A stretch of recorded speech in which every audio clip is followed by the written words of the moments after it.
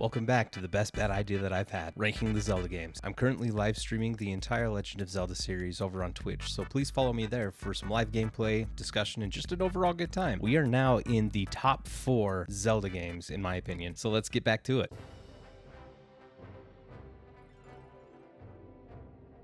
When it comes to Skyward Sword, you either love it or you hate it, and I am one of those that love Skyward Sword. Being in the sky, flying around on your loft wing was so relaxing, and the music was wonderful.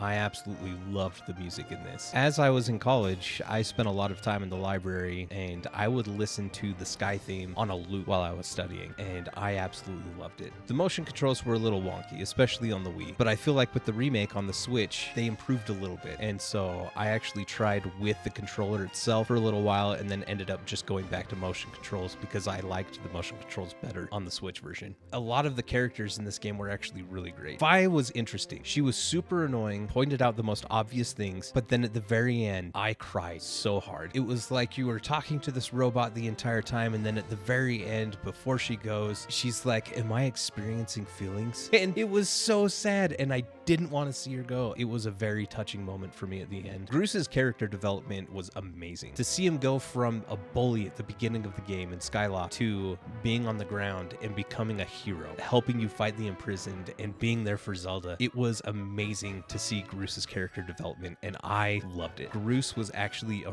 really cool character, and I liked him a lot. So overall, Skyward Sword, very good story, very good music, and like I said, you either love it or you hate it, and I loved it.